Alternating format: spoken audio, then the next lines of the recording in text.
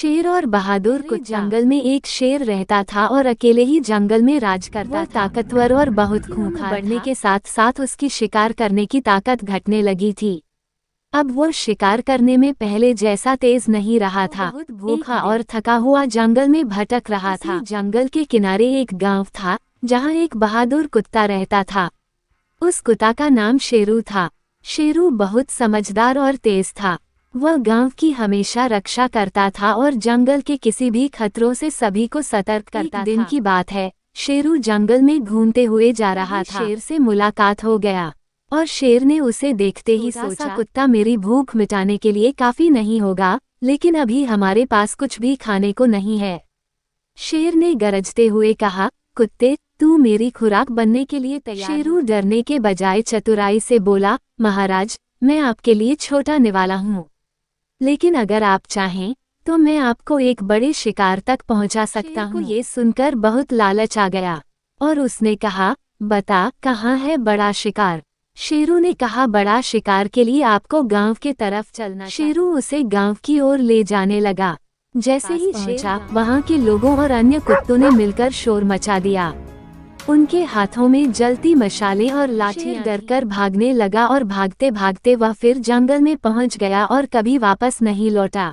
और पूरा गांव खुशहाली से रहने लगा। शेरू के साहस की सभी ने प्रशंसा की और उसे सबसे बुद्धिमान कुत्ता मान लिया। अगर वीडियो अच्छी लगे तो लाइक और सब्सक्राइब करें प्लीज भाई लोग। Folded hands.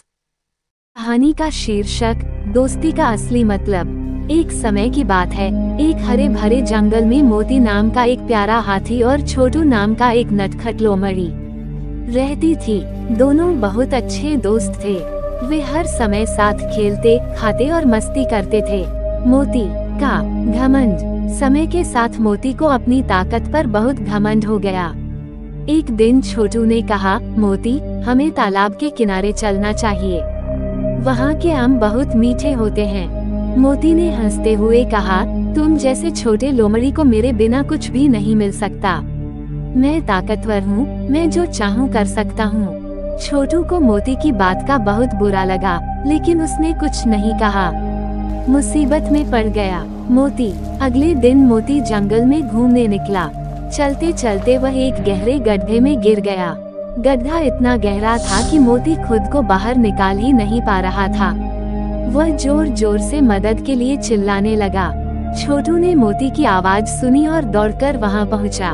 मोती ने घबराते हुए कहा, छोटू, मेरी मदद करो, मैं यहाँ फंस गया हूँ। छोटू ने जल्दी से अपने सभी दोस्तों, चींटियों, गिलहरियों और चिड़ियों को बुलाया। सबने मिलकर एक योजना बनाई और मजबूत बेल को गड्ढे में डाला। छोटू ने मोती को उस बेल को कसकर पकड़ने को कहा। सब जानवरों ने मिलकर मोती को बाहर खींच लिया। घमंड का अंत। मोती को अपनी गलती का एहसास हुआ। उसने छोटू से माफी मांगी और कहा, मुझे समझ आ गया है कि ताकत से ज्यादा जरूरी है दोस्ती और समझदारी। उस दिन के बाद मोती और छोटू की दोस्ती और भी गहरी हो गई। फिर अचानक एक दिन की बात है, लोमड़ी जंगल में अकेले ही शिकार के लिए निकल पड़ा। जंगल में कुछ दूर जाने के बाद एक खूंखार शेर घात लगाकर बैठा था और उसके ऊपर हमला कर दिया। लोमड़ी वहां से भागने लगा और अपने दोस्त मोती को पुकारने लगा और मोती ने उसकी आवाज सुनी और मोती जल्दी से वहां पहुंचा और खूंखार शेर को हमला करने से रोक लिया। तब शेर ने सोचा कि हम इसके दोस्त के सामने इसका शिकार नहीं कर सकता हूँ और शेर ने हार मान ली और वहां से भागने लगा और घने जंगलों में चला गया। सीख, सच्चा दोस्त वही होता है जो मुसीबत में काम आए और घमंड कभी भी किसी को बड़ा नहीं बनाता। आपका व्यवहार ही आपको बड़ा बनाती है। अगर वीडियो अच्छी लगे तो वीडियो को लाइक और सब्सक्राइब करें प्लीज भाई लोग। Folded hands. जंगल की दोस्ती। बहुत समय पहले की बात है। एक घना जंगल था जिसमें तरह तरह के जानवर रहते थे। हिरण, शेर, हाथी, लोमड़ी, बंदर और भालू सब अपनी अपनी दुनिया में मस्त थे। जंगल के नियम थे और सभी जानवर उन्हें मानते थे। परंतु एक दिन ऐसा कुछ हुआ जिसने पूरे जंगल को हैरान कर दिया। पहली सुबह की हलचल, सूरज की किरणें जंगल में फैली, पंछी चहचहाने लगे और जानवर अपने अपने कामों में लग गए। मगर अचानक चीखने की आवाज आई।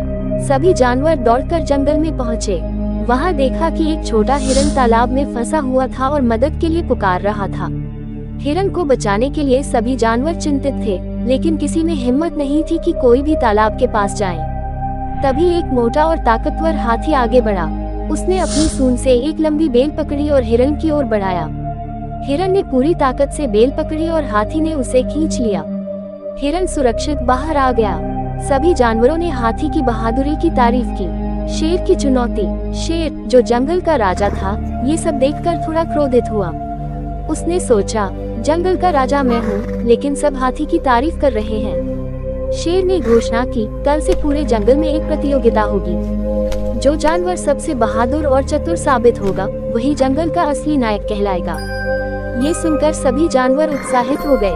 प्रतियोगिता का पहला दिन। अगली सुबह सभी जानवर प्रतियोगिता के लिए इकट्ठा हुए। पहली चुनौती थी तालाब के पार जल्दी से जल्दी पहुंचना। जैसे ही सीटी बजी, बंदर अपनी फुर्ती से पेड़ों पर झूलता हुआ झरने के पार पहुंच गया। हाथी भी अपनी भारी चाल से धीरे धीरे तालाब पार कर गया। मगर लोमड़ी ने अपनी चतुराई दिखाई। उसने झरने के पास एक गिरे हुए पेड़ का इस्तेमाल करके पुल बनाया और आसानी से पार कर गई। शेर ने कहा, बहुत बढ़िया लोमड़ी, चतुराई ही असली ताकत है। दूसरी चुनौती, बुद्धि की परीक्षा। दूसरी चुनौती में शेर ने सबको एक पहेली दी। जिसके पास दो पैर नहीं होते फिर भी चलता है, जिसके पास पंख नहीं होते फिर भी उड़ता है, वह क्या है? सभी जानवर सोच में पड़ गए। बंदर ने कहा, शायद हवा। मगर शेर ने कहा, नहीं। हाथी ने कहा, शायद पानी। शेर ने फिर मना किया। अंत में लोमड़ी ने मुस्कुराते हुए कहा, ये समय है। समय चलता है और पंखों के बिना उड़ता है। शेर ने कहा, बहुत सही जवाब। सभी जानवरों ने लोमड़ी की बुद्धि की सराहना की। तीसरी चुनौती, साहस की परीक्षा। अब आखिरी चुनौती थी साहस की। शेर ने कहा, जो जानवर गहरे जंगल में जाकर सोने की घंटी लाकर लाएगा, वही विजेता होगा। हाथी, बंदर और लोमड़ी तीनों जंगल में गए। जंगल में घना अंधेरा और अजीब अजीब आवाजें थीं। सभी डर रहे थे। तभी एक जगह पर तीनों ने देखा कि घंटी एक पेड़ की ऊंची डाल पर लटकी है और नीचे एक बड़ा अजगर सो रहा है। बंदर ने कहा, मैं पेड़ पर चढ़ सकता हूँ, लेकिन अगर अजगर जाग गया तो क्या होगा? हाथी ने कहा, मैं मजबूत हूँ, मगर अजगर मुझे लपेट सकता है। लोमड़ी ने कहा, डरने की जरूरत नहीं, हमें मिलकर काम करना चाहिए। मिलकर हल निकाला। लोमड़ी ने योजना बनाई। हाथी अपनी सूंड से एक मोटी डाल हिलाएगा जिससे घंटी नीचे गिरेगी। बंदर घंटी को लपक लेगा और तुरंत वहाँ से भागेगा। लोमड़ी अपने तेज दिमाग से अजगर का ध्यान भटकाएगी। जैसे ही हाथी ने डाल हिलाई, घंटी नीचे गिरी और बंदर ने उसे लपक लिया। अजगर जाग गया, लेकिन लोमड़ी ने उसकी आंखों के सामने अपनी पूंछ हिलाते हुए उसे उलझा दिया। तीनों तेजी से वहाँ से भाग निकले। सफलता और शिक्षा। तीनों जानवर घंटी लेकर शेर के पास पहुँचे। शेर ने कहा, तुम तीनों ने मिलकर बहादुरी, चतुराई और एकता का परिचय दिया। इस जंगल का असली नायक कोई एक नहीं, बल्कि तुम सब हो। क्योंकि शक्ति, बुद्धि और सहयोग जब साथ होते हैं, तो कोई भी चुनौती बड़ी नहीं होती। सभी जानवरों ने खुशी से तालियां बजाईं। उस दिन के बाद से पूरा जंगल और भी ज्यादा एकजुट हो गया। अब वे जानते थे कि असली ताकत दोस्ती और मिलकर काम करने में है। सीख। ये कहानी हमें सिखाती है कि अकेले हम बहुत कुछ नहीं कर सकते, लेकिन जब हम मिलकर काम करते हैं, तो हर मुश्किल आसान हो जाती है। चतुराई, बहादुरी और सहयोग से हर समस्या का हल निकलता है।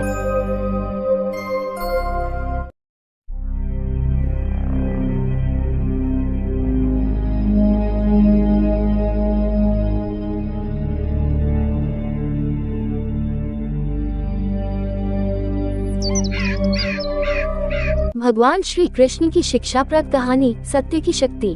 बहुत समय पहले की बात है। भारत के एक छोटे से गांव में एक साधारण और धार्मिक लड़का अर्जुन रहता था। वह भगवान कृष्ण का परम भक्त था और रोज सुबह उठकर सबसे पहले मंदिर जाकर भगवान कृष्ण की पूजा करता था। और अर्जुन के माता पिता गरीब थे, लेकिन उन्होंने उसे पढ़ाई के साथ साथ सच्चाई और धर्म के मार्ग पर चलने की भी शिक्षा दी थी। गांव के लोग अर्जुन को बहुत पसंद करते थे और उससे खुश रहते थे, क्योंकि वह हमेशा सबकी मदद करता और सत्य बोलता था। लेकिन गांव में कुछ लोग ऐसे भी थे जो उसकी भक्ति और सच्चाई से जलते थे।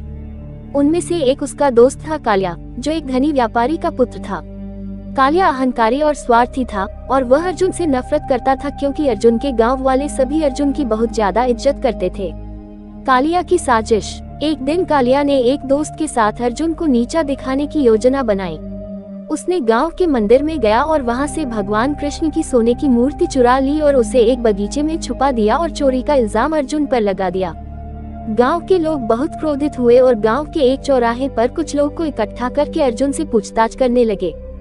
गांव के मुखिया ने बोला, अर्जुन, तुम तो भगवान कृष्ण के भक्त हो, फिर तुमने उनकी मूर्ति क्यों चुराई?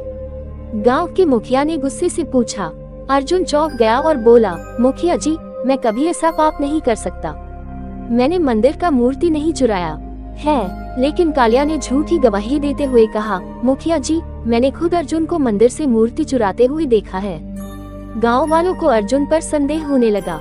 उन्होंने तय किया कि अगर अर्जुन ने चोरी की है तो अर्जुन को सजा दी जानी चाहिए। भगवान की परीक्षा। अर्जुन ने सोचा, भगवान कृष्ण ही मेरी सच्चाई साबित करेंगे। वह मंदिर के पास गया और खड़ा होकर प्रार्थना करने लगा, हे कृष्ण, आप ही हमें इससे बचा सकते हैं। अगर मैंने कुछ गलत नहीं किया तो कृपया मेरी रक्षा करें।